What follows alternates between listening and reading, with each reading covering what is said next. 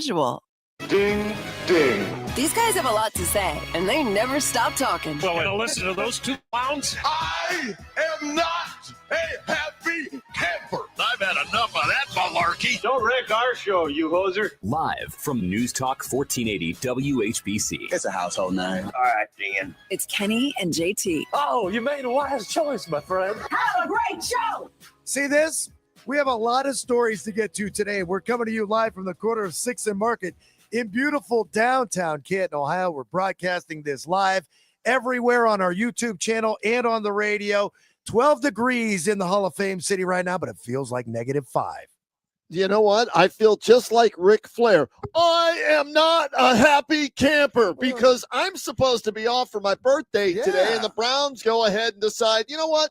Let's announce our new head coach today when the roadman's supposed to be off, so we make him work. That's a nice birthday gift. Yeah, okay.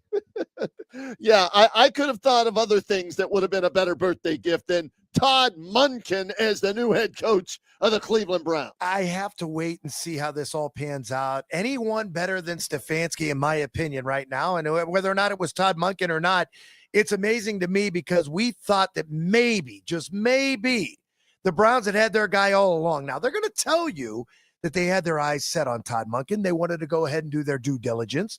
They wanted to have 8, 9, 10, who knows how many interviews. But the problem with me has got to be this.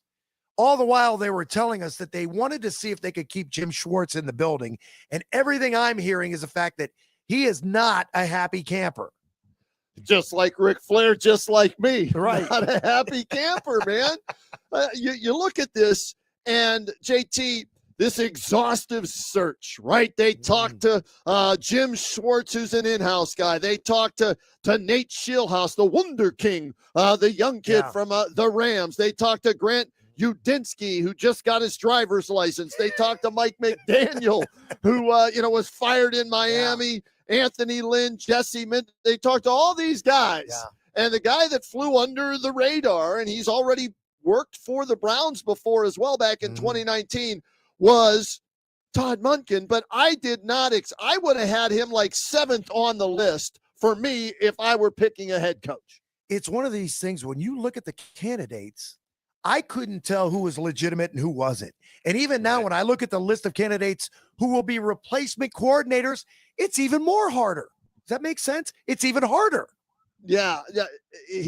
The Browns always leave you scratching your head, right? They got all these people from Yale and Harvard and Dartmouth and all these Ivy Leaguers, right? And they're always the smartest man in the room. And then Jimmy Haslam steps in from Tennessee and overrules all the, that's what I think happened here. I think Jimmy might have stepped in and said, okay, yeah, I don't like any of those young kids. We're going with a proven NFL assistant coach, and he coached one time as a head coach in college. Isn't that what's happening across the league? I mean, look at the retreads. Look at Mike McCarthy in Pittsburgh. I mean, the Steelers are trying to out-Browns us.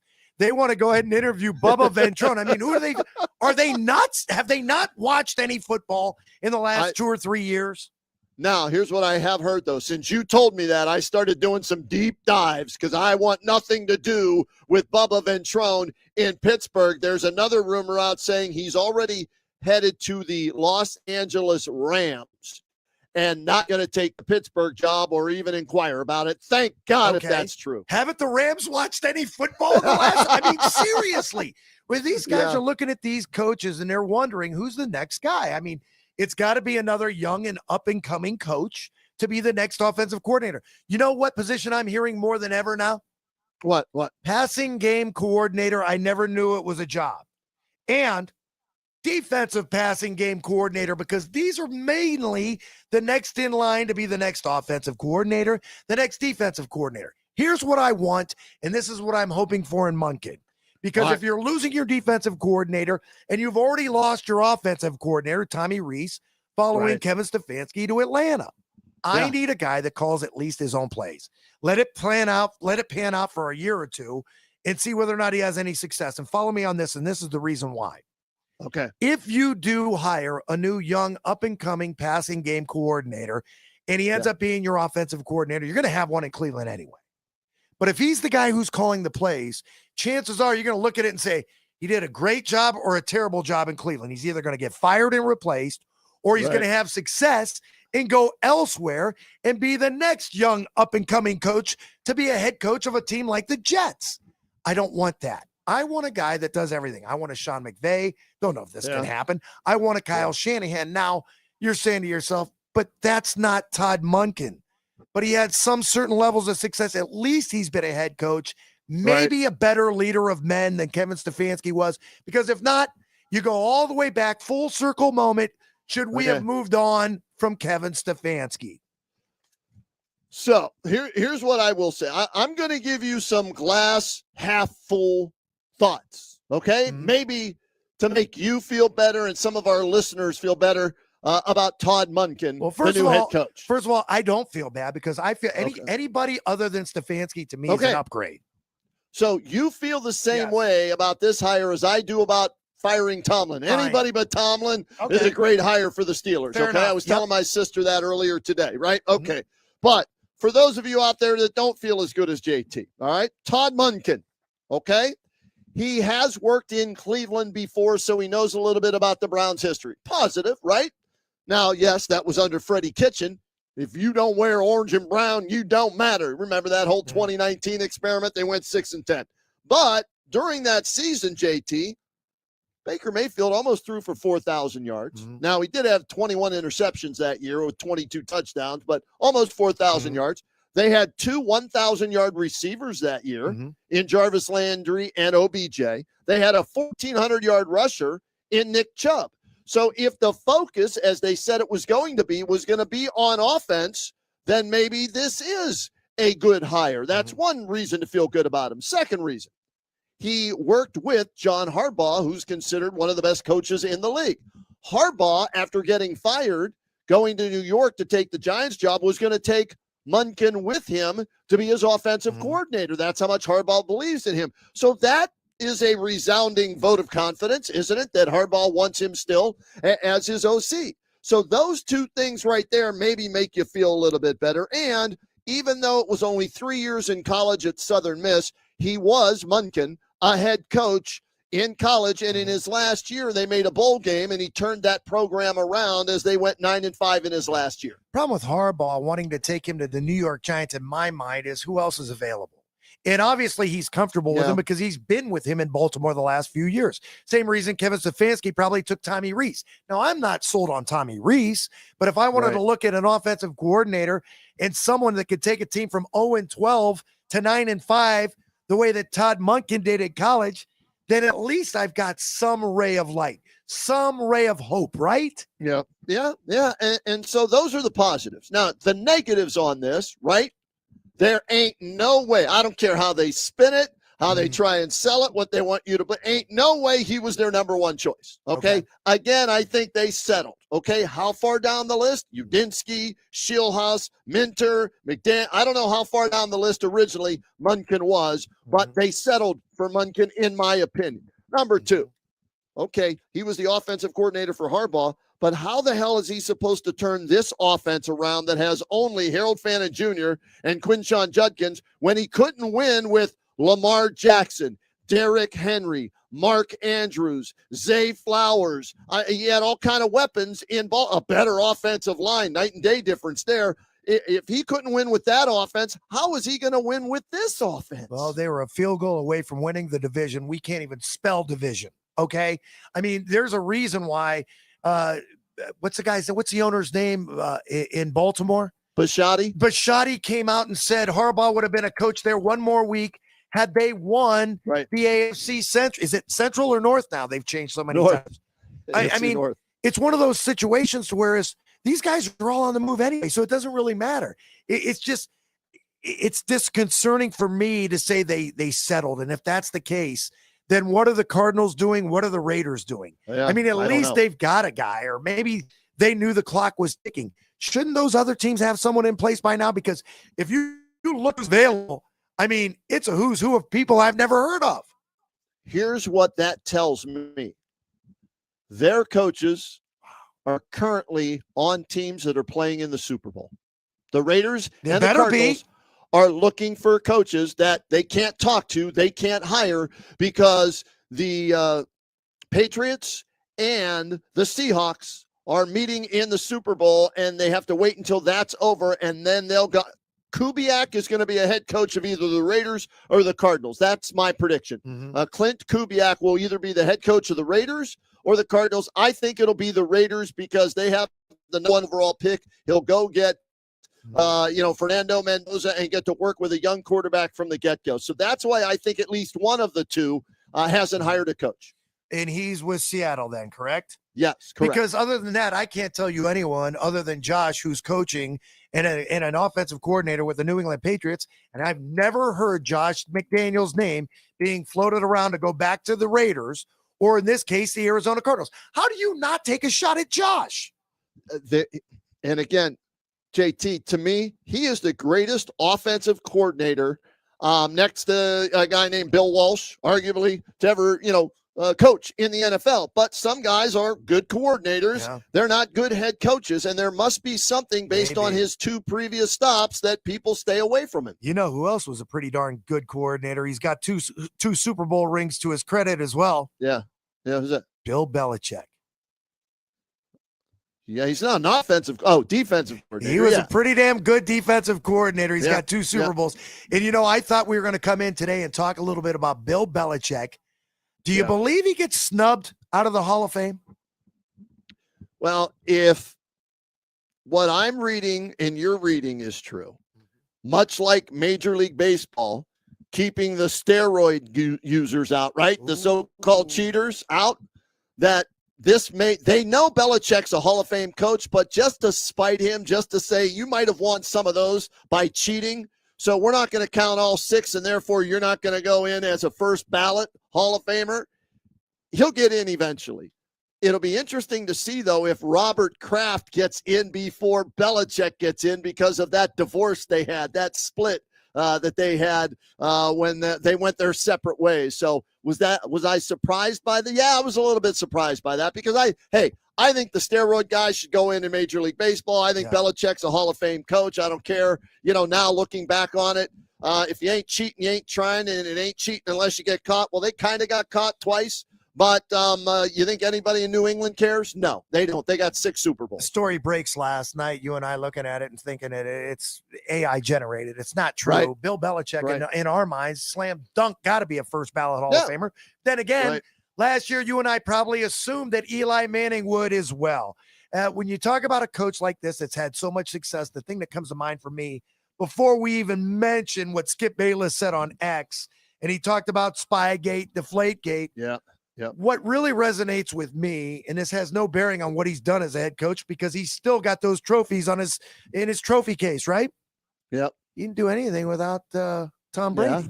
I mean, in his record without Tom Brady, believe it or not, including head coaching with the Cleveland Browns, 65-82 without Brady. Okay. And how about this? I'll take it a step further. He didn't do a doodly squat without the greatest player in the game, definitely the greatest offensive player of the game, right? As a head coach.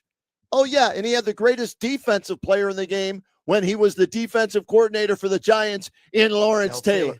You could argue he had the best on both sides of the ball, winning 2 Super Bowls in New York as the D coordinator and 6 in New England as the head coach. So right place, right time, along with some knowledge for Belichick. Right. I think he got the best out of those guys, but it's interesting that he had an opportunity to coach both of them. There's a lot of pros and cons here with Bill Belichick. I think you and I would look at it and think we're out of our minds to believe that he's not a first ballot Hall of Famer.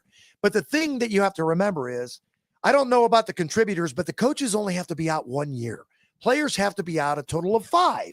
I don't know if that's fair or not. Maybe they should just say, if we're going to vote on this, and then all of a sudden you have to receive 40 out of 50 in-person votes. I don't know if that's always been the case, but if it were, or if it wasn't, you start to think about it and think, okay, I'm one of these voters. Maybe I'm going to vote for somebody else because we assume everyone else is going to vote for Bill Belichick. Or maybe they should have waited a couple of more years, and maybe they didn't vote for him because of the fact that they thought that he was still being rumored to maybe come out of retirement, if that's what they called it before he took the North Carolina job. He didn't really sit, did he? Did he sit out a year after New England before he took North Carolina? Okay. Yes, he was a media member on McAfee, remember? So maybe what they're thinking is, I'm not going to vote for him because I believe with 10 openings, he might come out from North Carolina, become an NFL head coach again. And if that's the case and you're already a Hall of Famer, maybe we should wait on voting him in. Yeah, we'll never know because they don't tell, they don't give you who voted for who, and they don't tell you why he didn't get in. You just know that he's not going in this year, right? And we're going to find out during the NFL Honors Show. I believe is it February 5th? I think so, it might be the same day as the trading deadline in the NBA that we'll find out who this 2026 class is for the NFL Hall of Fame, or I should say Pro Football Hall of Fame. Only thing that's kind of similar to this was the fact that we thought Phillip Rivers was going to be on the list and he could have been elected into the Hall of Fame this season. But since he played this season, he backed it back up another 5 years, so he can't be inducted for another 5 years from now. I don't ever recall someone either coming out of retirement, I don't know if it's happened, I'd have to research it, that's already in the Hall of Fame, came out of retirement and ended up doing that. I guess the only thing close would be Ozzie Newsome, but he's not in as an executive, he's in as a player.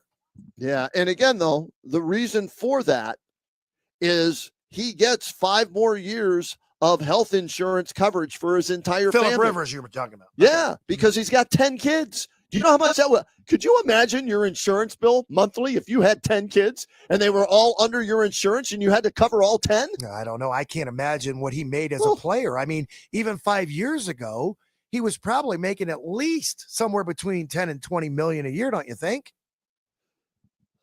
Yeah. I mean, he's not hurting, but it was a genius move. He gets coverage for him, his wife, his 10 kids for 5 more years for free. Okay? Kids? He's got grandkids. I had, my son was on my health insurance for how many years? So I know what one cost, okay? So genius move by Phillip Rivers. Getting back to Monken, okay? Yep. As the new head coach of the Cleveland Browns. That means 8 teams have filled jobs, all right? 2 don't, and we mentioned the Cardinals and the Raiders. You mentioned Jim Schwartz, and I want to ask you about this. He doesn't get the head coaching job. He's got to be pissed, right? Especially when you're hearing that everybody turned it down or they pulled out or whatever, right? So they go offense, which they said they needed to because they felt the defense was pretty good. So does Schwartz pull out now like the other kids did, right? Because he didn't get the head coaching job, but he is under contract. So he would not be paid if he quits. Will they let him go somewhere else, even though they reportedly want to keep him? Or, JT, and follow me here like I followed you earlier, will they let him out of his contract because they don't want the blowback if this thing goes bad early for people asking for Jim Schwartz to replace Todd Monken in the middle of the season? So will they let him out of his contract and let him go somewhere else so they don't have to deal with him? I think they expect him to leave, and I think they're going to let him out of that contract because just for that reason alone. But then again, you don't want a malcontent that's still on your staff that doesn't want to be there. If he's truly upset and wasted 2 opportunities and he had one other interview, I believe it was at the Ravens, and he thought he was getting the job. If he truly thought he was getting the job. See, this is the difference between the guys who decided to pull their resignation or whatever you want to call it. Yeah.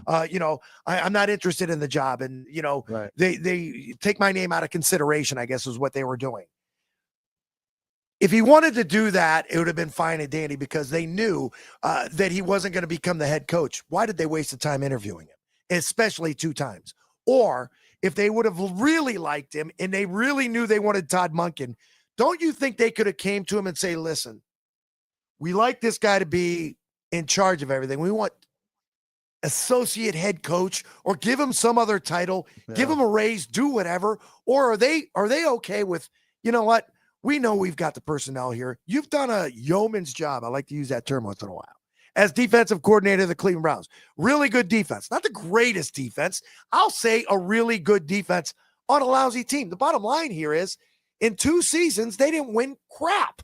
So I'm willing to let him walk away if he's upset because I have a feeling teams that are in looking for a defensive coordinator, like, well, I don't know, the San Francisco 49ers come to mind, Robert Saleh takes a head job at Tennessee.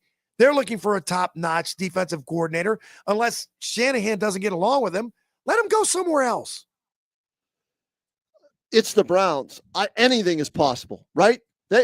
JT, this could be that he was their sixth choice, and their first five either pulled out or said no. And the Browns, wouldn't surprise me if they had to settle on this guy. And, I will give them this much credit. One of the things they said before this all started was they're going to be focusing on the offensive side of the ball, right? Mm-hmm. Well, this is an offensive the Ravens. In fact, hold on, I put this all down. Offensive coordinator Tommy Bay, the Browns, the Ravens, and he was a wide receivers coach for Jacksonville. Mm-hmm. And let me ask you this. Let's say Todd Monken wasn't in the NFL this past year, JT, all right?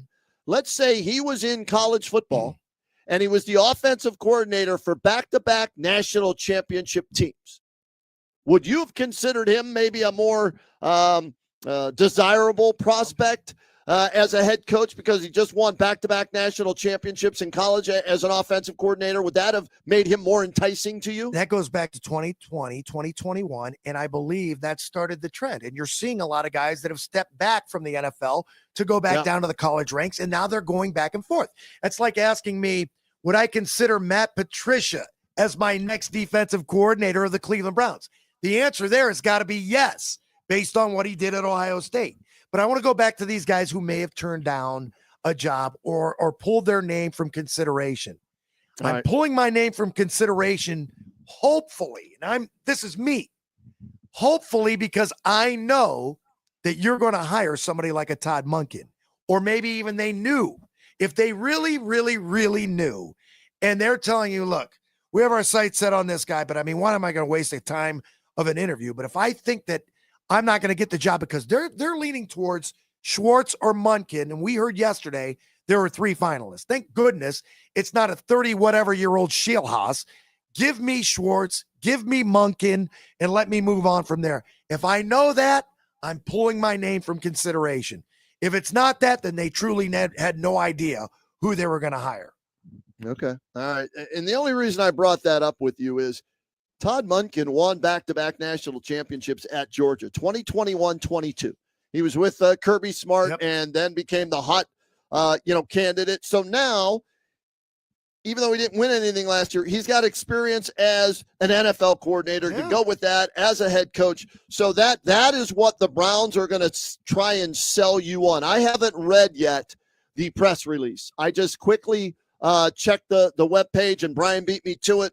It's up on our WHBC webpage right now, WHBC.com. You can read the entire press release from the Browns, and I've got to believe in there Kirby Smart's name is mentioned. Harbaugh, the Ravens' name is mentioned, and they're going to use all of that information to try and sell you on. This was our guy all along, and we got the right guy. The only thing in my mind going against Todd Monken is the direction the NFL has taken, and they all want these young up-and-coming coordinators to be their next head coach. The only bad thing about Todd Monken's hiring has got to be his age. When you mention all the things that are in that resume, you would look at it and say, absolutely, I want a guy who won back-to-back college national championships. Why wouldn't you? Right. Then again, it all boils down to personnel. And you look at the Cleveland Browns and you say, man, that Jim Schwartz sure is a great defensive coordinator. Well, guess what? He's also got one of the best players in the league in Myles Garrett to coach. It's not that difficult, is it? Yeah. And on ESPN, while you were saying all of that, I wanted to see what the storyline was for ESPN.com.